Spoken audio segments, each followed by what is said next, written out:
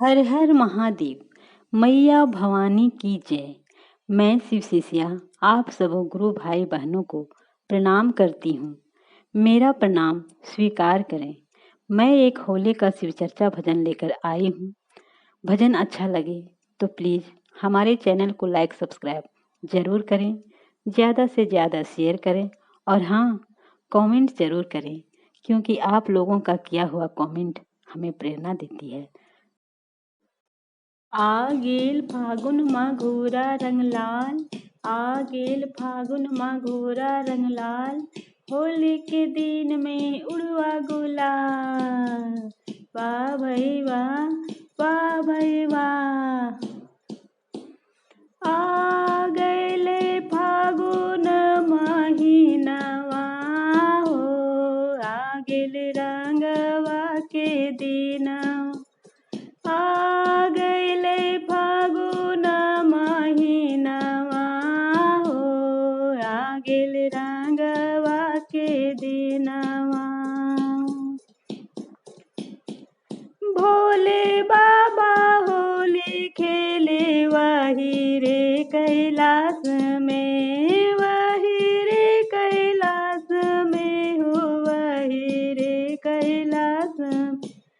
संगवा में खेले गौरा मैया हो, आ गेल रंगवा के दिनवा।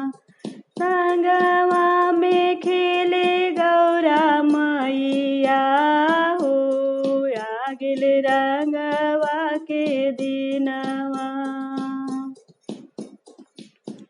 भोले बाबक भेजल न लाली रे पगड़िया, लाली रे पगड़िया हो, लाली रे पगड़ी।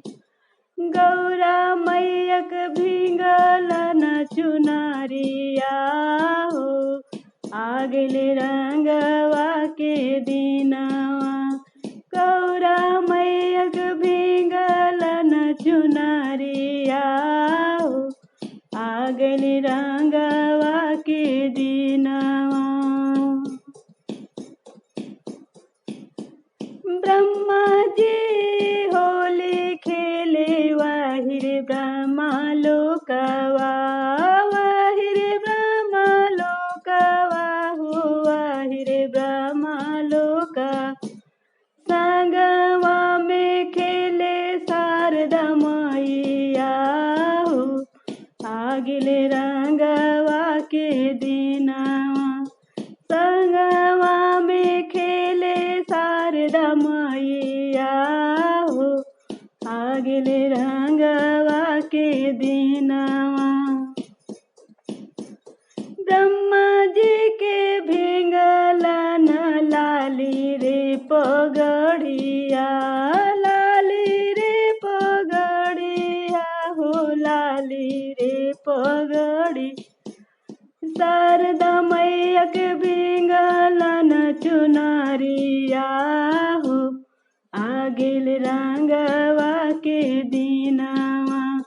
शारदा मैयक भींगल न चुनरिया हो, आ गेल रंगवा के दिनवा।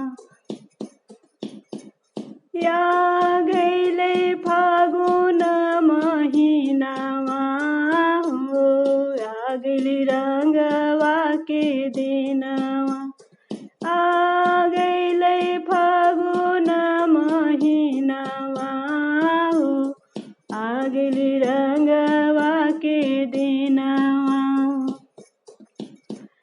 विष्णु जी होली खेले वही रे विष्णु लोकवा, वही रे विष्णु लोकवा हो, वही रे विष्णु लोका। संगवा में खेले लक्ष्मी मैया हो, आ गेल रंगवा के दिनवा। संगवा में खेले लक्ष्मी मैया हो, आ गेल रंगवा के दिनवा। विष्णु जी के भींगल न पगड़िया, लाली रे पगड़िया हो लाली रे पगड़ी। लक्ष्मी मैयक भींगल न चुनरिया हो, आगिल रंगवा के दिनवा।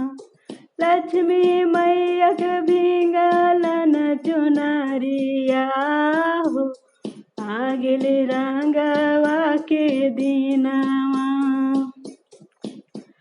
गुरु भैया होली खेले वही रे धरती लोकवा, वही रे धरती लोकवा हो वही रे धरती लोका। संगवा में खेले गुरु बहना हो, आगिल रंगवा के दिनवा।